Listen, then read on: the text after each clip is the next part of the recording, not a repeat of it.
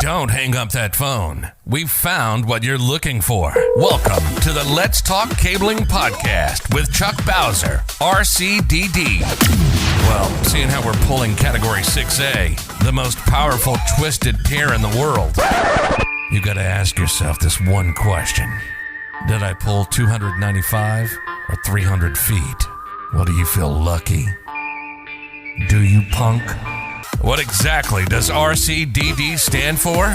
Registered Communications Distribution Designer. Just the expert you need to ensure your cable plant performs exactly as designed. The elite professional, knowledgeable, and experienced in leading-edge ICT design principles. Now, send the new guy to the truck for a bucket of dial tone and the cable stretchers, while you listen to an informative program on telecommunications.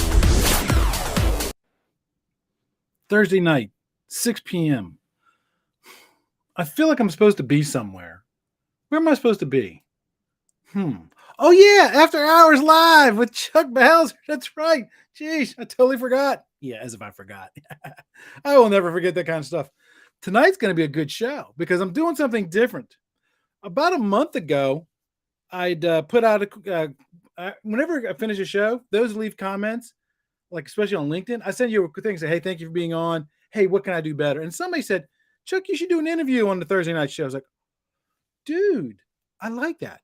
I like that suggestion. So I'm doing that tonight. We're doing something different. I've got Steve Cowles from AEM on tonight. We're going to bring him on here in just a second. But we got some housekeeping to do first, right? So I'm going to skip the normal, what are you drinking? Because I'm going to wait till Steve comes on. We're going to do all that at that point. So let's go straight to the acronym challenge. The acronym is CPR. CPR. What does CPR stand for? If you think you know what CPR stands for, put it in the chat box. Let's see if anybody knows. Anybody in TikTok land know what CPR stands for? It should be easy. This week we're in safety stuff. So it has to do with safety. What does CPR stand for? Right? Okay, so it looks like Fred on TikTok got it. Cardiopulmonary resuscitation. CPR. Got a question for the audience.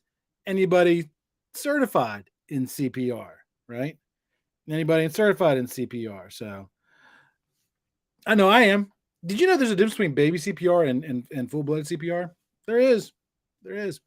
Motivational minute. This one I'm doing from the top of my head. And this comes from my high school principal. If it is to be, it is up to me. Yeah, I learned that lesson from listening to him because you know what? I'm in charge of my future. And things really started happening when I quit relying on everybody else. I quit relying on my company to send me to classes. I obtained the knowledge myself. What's holding you back? Just step up and do it. Step up and do it. Now, let's bring Steve on. Steve from AM. Steve, how are you doing, my friend? All right, Chuck, how you doing tonight? I'm doing fantastic. Now we can do the what are you drinking? What are you drinking? I'm drinking ginger ale Zevia as usual. What are you drinking? Water as usual. Yep. I can't tell that because it's in the container. I can't see what's in it. That's why it's in the container. Hey, I got to tell you, I really love that intro to your show. Every time I hear, what exactly is an RCDD anyway? We used to have all kinds of different terms that we used to say that stood for. One I heard was Roman Catholic Doctor of Divinity. We got to see if any of the other people who are in attendance have some other phrases they've heard that people use for RCDD. Right. Oh, we had some answers. So we were asking what was drinking. So Michael's drinking a root beer, and Bob, you were just missed the CPR challenge. Somebody else got it right before you did. Welcome, Bob. Bob's a great guy to know, by the way. I met him at the Bixie conference, and man, that guy's a wealth of knowledge. Yeah, I actually had to change that intro because the original one I had I had a less so nice definition of RCDD. My brother did the recording for me, and he was kind of he's picking at me, making fun of me. And Bixie reached out to me and said, we'd really like the RCD be held in a good light, not a bad light. And while we can't make you change, I was like, you know what? I agree with you. And that's why I changed it. That's why it's the way it is now. So, but yeah. So, somebody here, Lee is drinking something really good. Lee is drinking frozen lemonade with strawberries. Oh, yum. Nice. Very nice. So we have about 6 questions that are common questions that get submitted quite often. And so if you have a question about testing, tonight's the night. Make sure you put it in one of the chat boxes. So we're going to answer the ones we have first, and then we'll pick up the ones in the chat box. You ready for these, Steve? I'm ready. All righty. Here comes the first one, right? The first one is, untwisting my pairs makes it easier for me to terminate. What's wrong with doing this as long as I make it look neat? So untwisting the pairs, even if you make it look neat, what you're going to do is you're going to introduce crosstalk into the cabling. And when you run your cable test, even if you haven't untwisted them enough to cause it to fail, what's going to happen is the test is going to be close enough to that failure point that you've reduced your headroom. So now anything else that happens to that cabling, or anything else that becomes an interferer to the cabling, noise, for instance, is going to be that much worse because you don't have headroom. Now, headroom's the difference. We talked about this on one of your previous shows, where headroom is that difference between the limit line, what the standards say you cannot exceed, and where your data actually is, where your performance actually is. So you want as much room as possible between where the standards say the limit is and where your cable is actually performing. And when you untwist like that, you're going to introduce crosstalk. Now, the good thing is if you inadvertently untwist, with cable testers, you have TDR functionality built in, so they can pinpoint not just that you have a crosstalk issue, but that you can pinpoint where along the cable that crosstalk is. So you can immediately know which end of the cable your problem is on. Yeah, I hear this a lot, because a lot of people say, well, I want to use the untwist tool. I want to use, I even showed this trick today in my class, where I took a piece of a cable jacket and I undid it back. And I was really demonstrating it for like mod connectors, not for terminating a jack. But when you untwist the pairs, you kind of lose track of exactly how long those pairs are. So you might have the blue pair might be shorter than the other pair. If you get too much difference, like you might start getting delay skew errors as well. That's right. That's absolutely right. So, the key is, the simplest way is to run those pairs up in the channel, do your 90 with them, take your thumb and forefinger, grab the pairs just on the outside, do a half twist backwards or maybe a full twist. It opens those pairs up. You can just push them right over, punch it down. That way you're maintaining that twist all the way up to the point of termination. Now, yeah, and since you mentioned delay skew, I know one of your posts the other day was about propagation delay. That signal from one end of the cable to the other.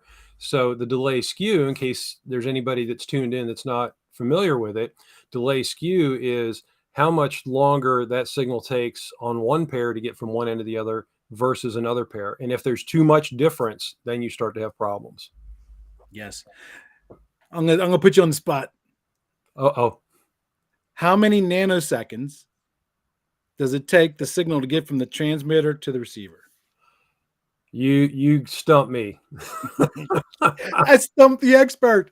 And I only know this because I just read it the other day. Okay. It really depends on the frequency, right? But it's between 535 to 570 nanoseconds.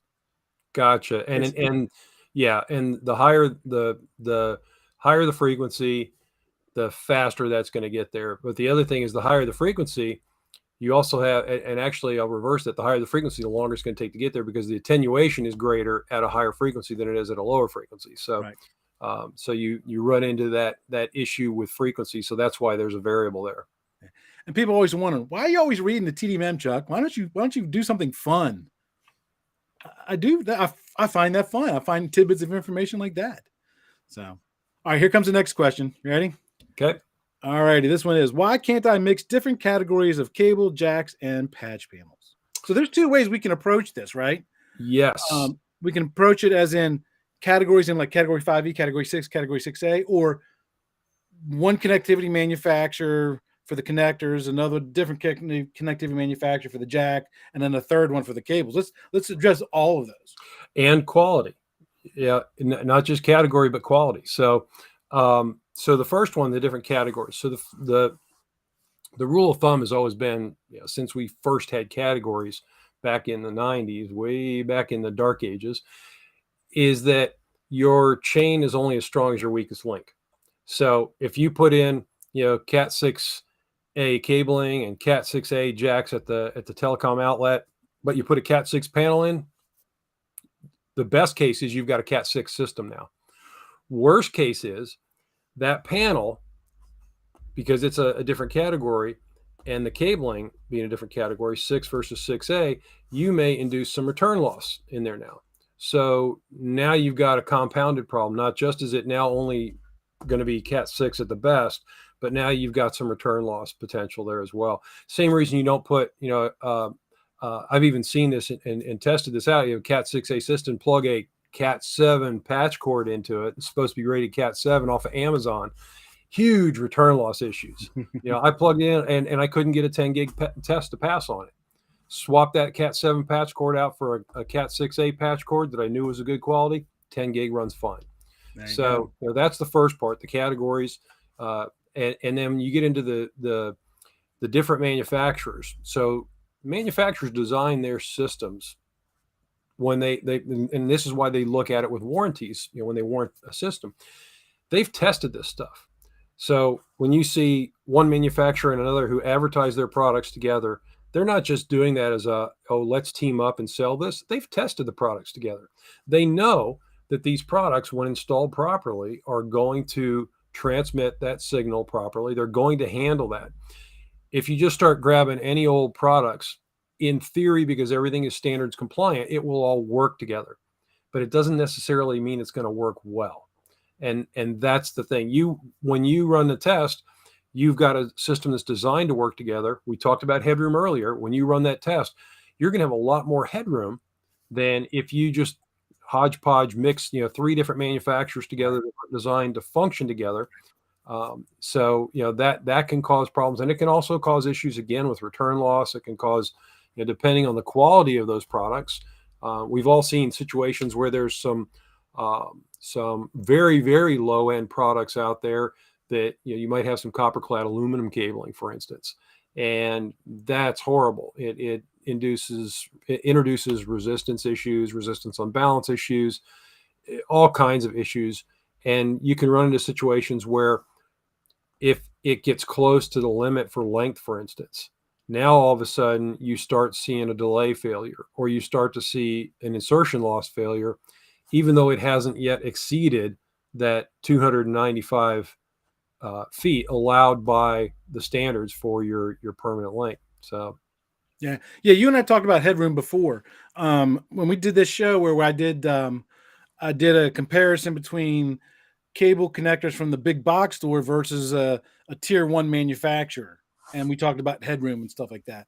I'm going to throw a question. I know we're going to go through the submitted ones first, but this was a great one. I want to cover this one because we're talking about headroom right now. Yep. So Lee Renfro, for those who don't know, he's the Southeast regional director for Bixby. He says, can we talk a little bit more about acceptable headroom? So, well, I'm not sure what Lee's wanting to get at as far as acceptable headroom goes, but the standards will tell you what the limit is. Now, the headroom, you within a certain tolerance based on the tester's accuracy, and this is set by the standards, you're going to get something what's called a star pass. So as you approach that, it's not quite a failure, but it's alerting you that you haven't quite passed. So when we're talking about acceptable headroom, Lee may be referring to what we're going to be running over that cabling. You want as much buffer as you possibly can. So it's what can happen is if you have a cable that doesn't have headroom and another trade comes behind you and they pull something else in on top of your cabling, God forbid, they lash it to it. They've created some other problems that maybe won't make it fail, but now it's going to stop running the data that you really need to be transmitting over that cabling. So it's not going to perform as it should based on the category and based on the original testing. So I don't know if that answers Lee's question or not. So, I got asked like a week or so ago that we should do a show on explaining how to read the graphs. And maybe you and I could do a follow-up on that one. Yeah. But in its basic form, right? So you got the baseline, right? That's the standards line. And then all your test results are all kind of like above that. Lee says bingo, by the way. So you nailed it on the head. I have that. If you want me to share my screen, I've got one of those graphs here, Chuck. But we didn't practice this. I don't know. Can we do that? Can you share your screen? Or is there something I have to do? I don't know. Screen. I think there's something you will have to do on your end, but I will bring up the graph on my end. Or you know what I could do is I can actually just superimpose it in the video. Oh, well, there it goes. There we go. Bingo. So there you go. There you go. This is a crosstalk failure here. So, and when we look at this, if you go along, this red line is your limit line. So as we go through here, you can actually look at each of these spots where we dip below the line. I mean, this one down here is really bad right here. And you can see, 3, 6, 4, and 5. Though, by the way, 3, 6, 4, 5 is always going to be always going to be in most cases. That kind of contradicts itself. But in most cases, that's going to be your worst case, because remember, 5 and 4 is the middle pair. 3, 6, that green pair in a 5, 6, 8B wiring pattern actually straddles it in the RJ45. So because it's split across that center pair, you're going to get more crosstalk there. So this is what we're talking about in case anybody's not familiar with what that headroom pull up one that shows pull up one that shows good headroom. Because see, if I was looking at that, except for the one that goes below the red line, I would, let me clear. There we go. Clear. When you get up, I'll pull it back up. Yep. So you have that red line, and the headroom will be. I mean, there's a lot of clear space, and the more space you get, the better you're going to be, because that's what we found when we compared the big box store versus the tier 1 manufacturer, right? They both passed, but the headroom was less for the big box store stuff. And that doesn't give you any, if you have one person who just doesn't terminate right. Because you have little headroom, that could cause you problems. You got one pulled up? Yep, it's pulled up. There we go. So beautiful. Yeah. So the headroom is that blank space right there that we're talking about. This is what we're talking about for headroom. Better. The more the better. Yep. Right? So if I remember when we looked at the big box store comparison, I think it was about half of the headroom. I think it was. Yeah. I think it was. Yeah. So the key is the headroom, the more the better. I mean, it's just, it's like sweet tea on a hot summer day. The more the better. You can't have enough. Exactly. Can't have enough. All righty. So let's go to the next one. And we got some in the chat box. Don't worry. We'll get to you guys. So let me go ahead and go to the next one. And I think this is going to answer one of the ones that somebody asked in the chat box as well. So my cables testing is failing next, which is near end crosstalk. What could cause this? Yep. So most common causes are a termination issue at one end or the other. So you failed to maintain your pair twist up to that point. That's one cause. Another cause is that the cabling was subjected to stress, possibly during the installation, or it's under compression, meaning that piece of cable is being squeezed by a cable support, or God forbid somebody cinched a cable tie down on it.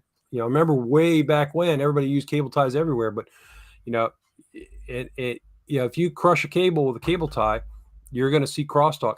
Even a kink, when you're pulling it, you get a kink in there. When I do training, I've got a demo set up here in my office where the cable actually has a kink in it, and you can clearly see the crosstalk spike where that kink is. Yeah, absolutely. So this one's going to kind of tie into that one. It's just going to follow on it. So this person was also asking about near and crosstalk too. So he's following up with how far out can it detect it? He had some pairs varying from 8 to 45 feet away from the connector. And I seem to remember reading in the TDMM, because we're running that study group right now, I want to say it was 60 feet. You can measure up near and crosstalk up to 60 feet away from the end of the cable. Yeah, well, yeah. I mean, I've seen it further than that, because like I said, if you get a kink in your cable, you can see it with a crosstalk spike, on the TDR. So, I mean, your measurement it's near end crosstalk, so it's being measured at the near end. But with the TDR trace, you can actually pick that up all along the cable. When you look at a crosstalk TDR, what we call a crosstalk locator, the next locator, you can see along the whole length of cable, and the cable will have some crosstalk inherent in it all along the cable. You won't see a crosstalk trace like that that's flat all the way across. You will see some spikiness. The question is, how much spikiness do you get? And it's like that one I've got, I think it's a 150 foot cable, and probably halfway through it, you can see that big spike from the crosstalk. Is spikiness a technical term? It is. I've never heard it before. I don't think it's I don't think it's in the glossary. We should add that. We need to join the Bixie committee, and we need to add that to the technical. Add term. spikiness. Yep. Spikiness. All right, let's go ahead and switch to fiber now. Okay. So my first couple of fiber loss test results were fine. Then they started failing. What is causing this? Good question. So, and this is 90, maybe 95% of the fiber tech support calls we get are related to this. So what typically is happening when you see this, you're testing, you're going along testing, you plug into a panel, you test, doesn't look quite as good as your last test did, but it still passed. So you move on. All of a sudden, the next one fails.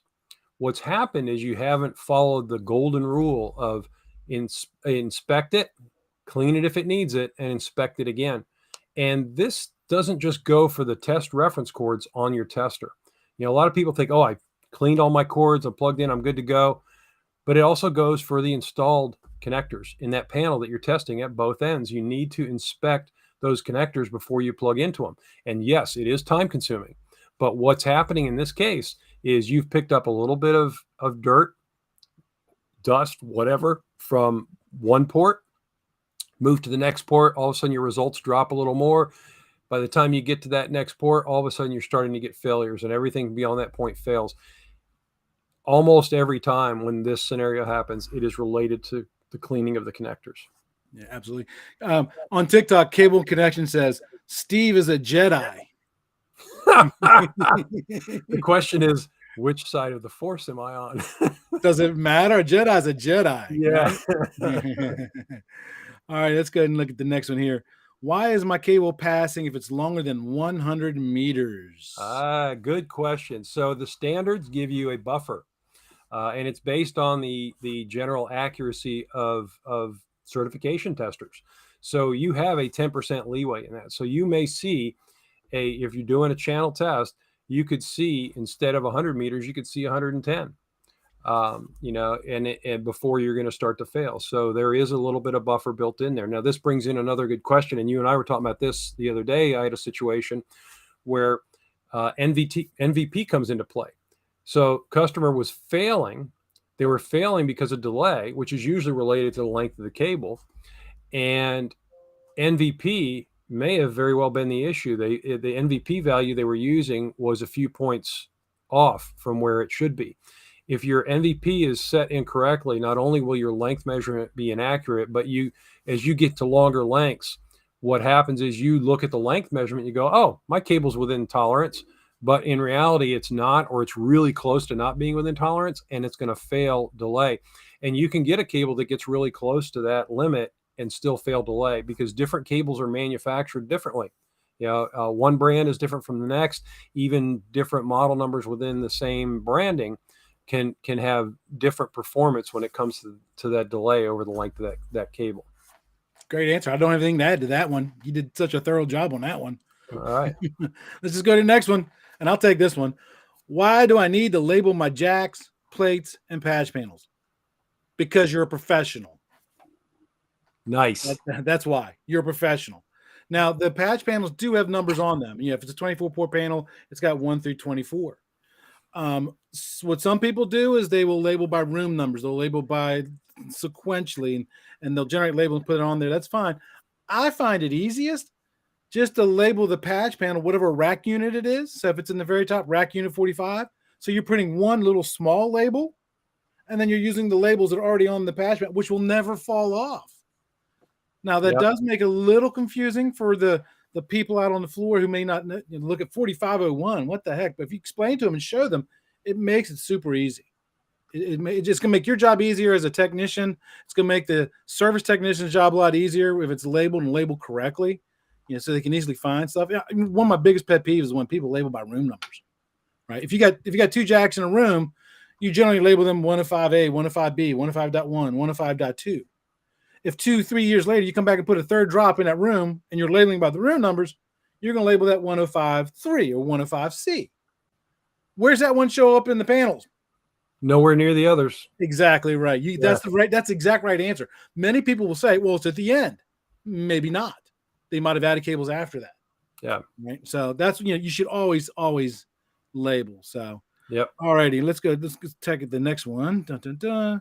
Chuck, can I re-terminate my jacks? And if so, how many times? It's a good question. That's a good one. I would say that this is a question that you should pose to the manufacturer. Yes. Because potentially not all of them are able to be re-terminated. Right. Many of them are, but you need to find out from the manufacturer, is it a yes or no and how many times, right? Yes.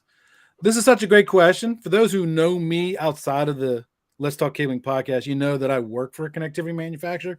I posed this to our company, and they responded back to me, and they said, that we've tested our jacks up to 20 times, but they recommend 5 because there's a lot of variables there, right? I mean, if you've got the connector in the palm of your hand and you're punching it down, and that connector's wobbling, you're going to bend the pins and do all kinds of funny stuff. And when you go to re-terminate that, you're going to have all kinds of problems. Yep. So it's best at that point as few as possible, as few as possible. And each time you re-terminate, even if they are able to be re-terminated, it's very likely that each subsequent re-termination is going to reduce the performance just a little bit, which goes back to our headroom. Yep. All right, so here comes another question. Let me go ahead and clear off of that one. These are a couple questions that came in via the chat boxes. So the first one is this one. It's kind of a big one too. I was testing with an AEM and was getting DC resistance failed. I was able to fix most by re-terminating. I came to 2 locations and couldn't fix, so I tested a location that passed earlier. In that case, I would recommend that you perform a set reference procedure. Some manufacturers will call it a field calibration. And that's in the manual, or you can reach out to our tech support team, or you can just email me directly, Steve Cowles at aem-test.com, and I'll be glad to help you out with that. But sounds to me like you might need to perform a set reference on the units, and that's pretty simple. You're going to have a channel adapter in one, a permanent link in the other. You're going to plug them into each other, go into the cable certification screen and expert tools, and run a set reference. That usually will clear something like that up. Gotcha. If it's not the set reference, if they fail because of DC resistance, what would be the cause of that fail? So if it's not related to the set reference, and assuming that the test adapters, connectors on the tester are all in good condition, there's not a problem there, then DC resistance can come back to a lot of things. Can come back to the cabling itself. You can get, depending on the cable manufacturer, in this case, since some are passing and it looks like only this one has a failure problem now, I wouldn't suspect that it's a manufacturing issue with the cabling, but there can be manufacturing issues with the cabling.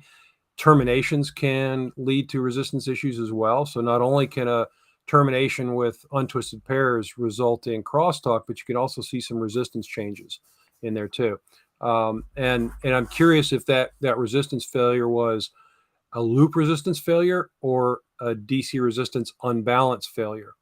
Now, DC resistance unbalance is an additional test not required by the standards, but it's a pre-qualifier for POE, and that one can be even more sensitive than a loop test because the tolerance is really tight on that. So, that I'd be curious to find out which of those tests it was. It's harder to pass the unbalanced test than it is a loop resistance test. Gotcha. Next question. This one comes from LinkedIn, and this actually from the person who won the telecommunications project methods manual from me, Kim Lester. She wants to know, can you explain balanced twisted pair and its purpose? So balanced twisted pair, there's a couple things going on with balanced twisted pair. The whole idea behind balance is that when you we'll look at a 4-pair cable because that's what we live and breathe, is that these pairs are going to be very close to handling transmission from one end to the other on all 4 pairs without excessive delay in that signal getting from one end to the other. And the balanced pairs help to avoid crosstalk. And what they'll do is each pair is twisted just slightly differently. If you strip a cable jacket back and you take a close look at it, you can clearly see there's a difference based on the color of the pair and that twist. And that twist is to help eliminate the crosstalk. The balance part of it means that when we put signals on each of these 4 pairs independently that all have to work together, we know that they're going to be getting from one end to the other within a certain amount of tolerance, that we're not going to have some kind of excessive delay that's going to cause the message to get garbled at the other end. Hopefully that makes sense. Yeah. An example of an unbalanced cable would be sometimes some of your audio cables are unbalanced and stuff. Yeah. So that's where you can, and coax is unbalanced too. Correct. Yeah. Yeah. So a LinkedIn user says, come on down to the TI&M subcommittee. That must have been in my reference. So you and I need to go join it. So they said, come on down. And then we got a fellow ham radio checking in. Hey, 73s. So there you go. I still need to do my test. Oh, you got to do it, man. I do. Lee saying MTBF. For those who don't know, the acronym king will take this one. Mean time between failure rate. So mean time between failure rate, there's two of them listed in the TDMM. You have PL1 and PL2. So PL1 means that thing has been tested up to 750 cycles, meaning, if it's a connector, the manufacturer will take that connector and then they'll take a patch cord and they'll literally plug it in 750 times and making sure that nothing breaks, right? Then there's a PL2 certification. That's up to 2,500 insertions. So it's just a way of measuring quality. That's what MTBF means. Lee's coming up with great questions. I don't know about you, Chuck, but I follow Lee on LinkedIn. He's got a lot of good posts out there, and he's doing some good training stuff. Oh, absolutely. Lee's a great asset to this industry. So, all right, let me check to see if any questions over here. Somebody mentioned also a junk jack could cause near and crosstalk issues. Yes. Yep. And then here's another comment. I like this one. Standards are set. Headroom is just the gravy on the stuffing. I love it. I like that. I like that. And Low Volt Warby, how you doing, my friend? All right. I don't see. Oh, wait, hold on. There's one last question, then we'll go ahead and call it the evening there. So what are your thoughts on bundling cables based on especially Cat 6A? Any limit recommendations? There's a huge debate about this. Actually, isn't there a definition on the bundling as far as the limit for the number? There's a limit for the number you can bundle, right, Chuck? So there is a couple numbers, but it's really based on, I think what he's talking here is alien crosstalk, right? The bundle sizes, I think you're talking about is PoE stuff. Yeah. And that gets in a whole different conversation, which we don't really have time for tonight. But so when Cat 6A first came out, it operates up to 500 megahertz. And as Steve pointed out earlier, the higher the frequency, the more susceptibility to EMI. EMI is electromagnetic interference, right? That's when one electronic device interferes with another electronic device. Like, for example, right now I've got sitting on my desk my ring light, my camera, my work computer, my wife's computer. That's why the video is a little bit different, because I'm using my wife's computer because she broke mine. And my phone. They're all sitting here within about 2 feet of each other, but they're not interfering with each other. That's called electromagnetic compatibility. So EMI is when one device interferes with another. An easy example of EMI is when you tone out cables. If you put a tone in a cable and you go in the closet and you stick the probe in the bundle, you hear the bleed over onto the other cables. That's EMI in a perfect scenario, right? So when Cat 6A first came out, we were finding that one cable, I don't know, I have all this cable stuff sitting at my desk. I don't know why. It's when one cable is interfering with another cable because it's in close proximity. So the knee-jerk reaction by the industry was they told us no more cable coming. No more cable, for my TikTok people. No more cable coming. But then manufacturers found a way around it. They designed cables a little bit better. They put cross-web separators inside of them. They'll put like a discontinuous isolation wrap. They'll put a fluted jacket design on it. And all of that reduced alien crosstalk to the point where you can dress Cat 6A cable. Okay, you can, but you always verify with your manufacturer first, because I know some are kind of wishy-washy about it, and others say, no, we'll give you a warranty either way. So always check with your manufacturer on that one. So I hope that answered your question there, Michael. All righty. I don't see any other questions, Mr. Steve. I think we nailed them all. Great. All right. Thanks for coming on. All right. Appreciate it, Chuck. Take care. Until next time, everybody, remember, knowledge is